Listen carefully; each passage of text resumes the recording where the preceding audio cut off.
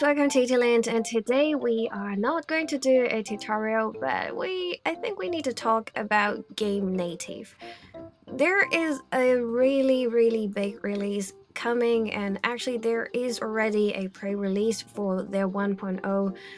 So back when I first received my A1 Thor, I did try GameNative and it wasn't really for me. First, I had issues with logging in Steam, and then after I got Steam login, I also had a lot of issue just by downloading games. So I instantly uninstalled it because I thought I don't have enough space for just trying it all the time. So uninstalled it, and then back like 3 months ago or 2 months ago, then suddenly every YouTuber start talking about GameNative, saying it was like super good for indie games and stuff like that, super intuitive and easy to use. So I tried again, not for me because I am a more like RPG focused person, and most of my games, including like Tales of Arise and stuff like that, just didn't download. Like, people always said that you don't need to do a lot of setup, a lot of tutorials, saying it was easy, but it wasn't there for me. So uninstalled.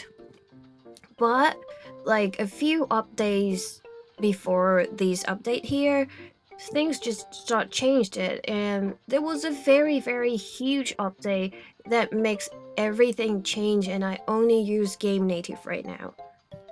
Apart from those quality of life changes like a better UI, easier navigation, easy login, like a very stable login for Steam, there is another very important thing here. You can now play games with de novo.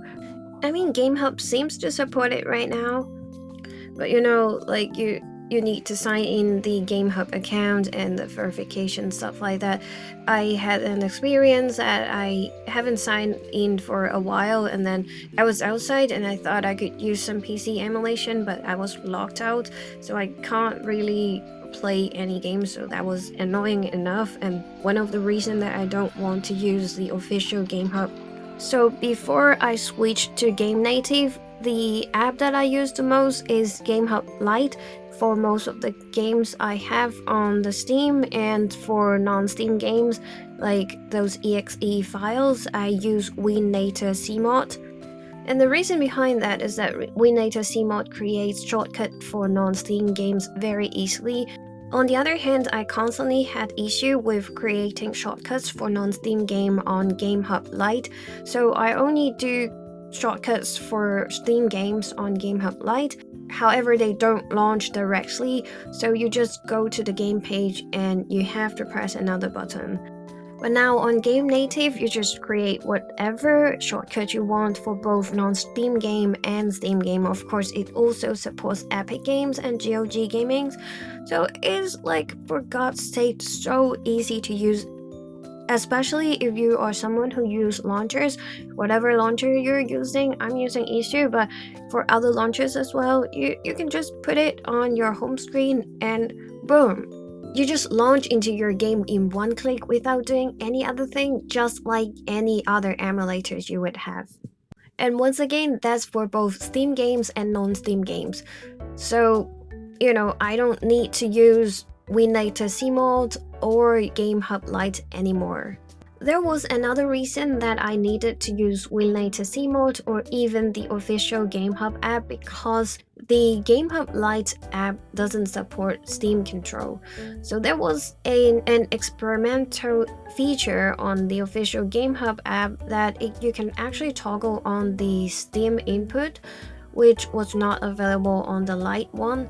And that's actually really important because for games like Tales of Arise, for example, is famous for having controller issue. You can only play that game with that toggle on, and if you have a non-Steam version, then you can actually play it with WinNator CMod, but either way, they don't work on GameHub Lite.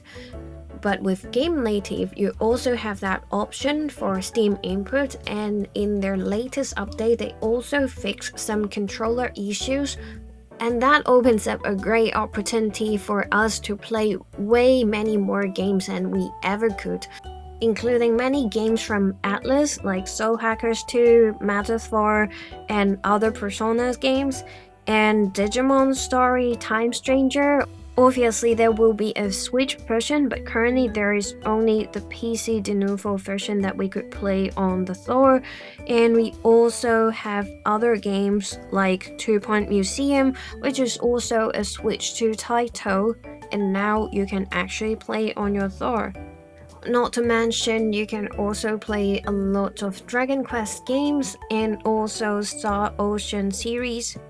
I'm just generally impressed by first how much effort the developers has put into GameNative, and second how far it has gone for in just a few months. It's really there. And I was very skeptical about it in the beginning when I first tried it, and the second time I tried it. But now it is the thing is the only PC emulator that I'm using right now.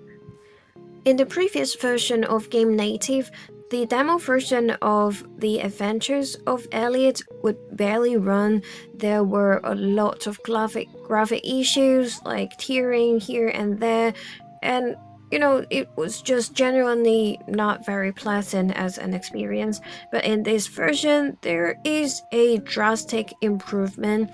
Although I don't know why the FPS counter on the top screen and the bottom screen have like 10 FPS differences, but generally speaking, it is very stable, and now it is a very pleasant experience. Note that this is a Switch 2 title, so you can't really emulate it on Eden or something like that. PC emulation will be the only way to go if you really want to play it on Thor. I do experience some shudders and still some glitches here and there, but then for most of the time it is a stable 30 FPS. So, I mean, if there is a further improvement of GameNative in the future, plus if there's a further optimization of this game, then it will probably become a near perfect experience. To me, seeing all these RPGs running on Thor locally at 30 FPS, I mean, I'm good with 30 FPS. It's just so magical to see all this running, so I really have to say thank you to GameNative. Well, this video is not a collaboration, not like sponsored, not at all. This is just my gratitude to GameNative. So don't get me wrong. But anyways, if you have not tried it, or if you ever have had any issue with GameNative but haven't tried the latest version, just give it a try. It is very good. So I guess that's pretty much about today's video, and I will see you in my next video. Bye!